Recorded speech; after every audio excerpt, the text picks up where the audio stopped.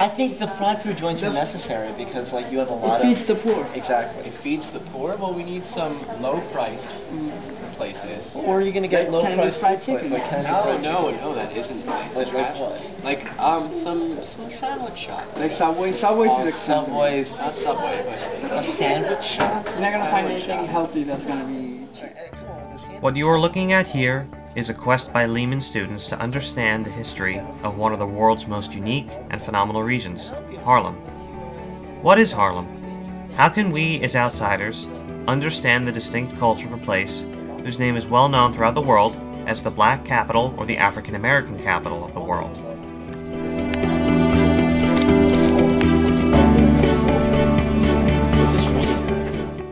What made Harlem receive this honorary name? What events took place in the past that made it such a special place? And why is it still now such a hot topic in today's society? So what comes to mind when you hear the word Harlem? Harlem. After this class, Harlem, the Apollo Theater,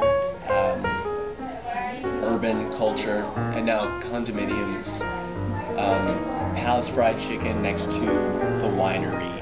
Whenever I think about it, I start thinking about like the Renaissance, because that's what I heard about the most, like in middle school and stuff. Did you go Langston Hughes?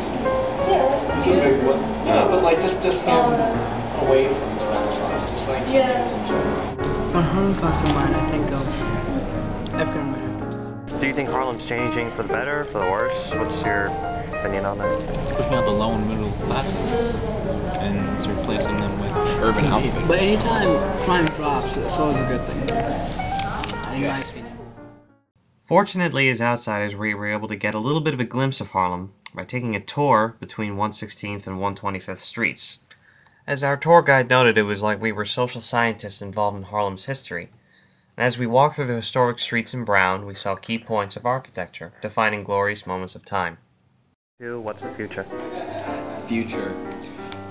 Harlem is probably going to be, I mean, hell, they're calling it, what is it, NoHa? Noha, Soha. Yeah, Soha, like, you can see where they want to go with Harlem.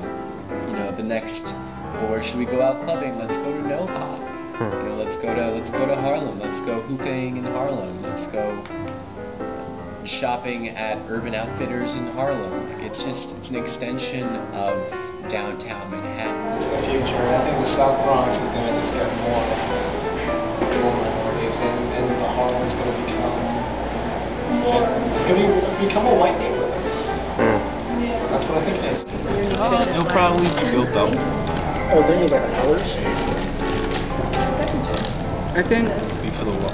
Yeah, I think it's gonna be built up. It's gonna be. And then it's gonna come back down. It's gonna be just another city. It's gonna be a sine wave. It's gonna be just another city, but there will always be Harlem. the idea of Harlem. So it seems pretty clear, Harlem is changing.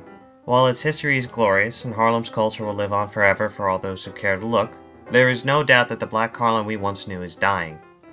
Will it change further to all upper-middle white class and become merely an extension of downtown Manhattan? Or in 10 to 20 years will it swing back to the second African American Renaissance of our time? Only time will tell.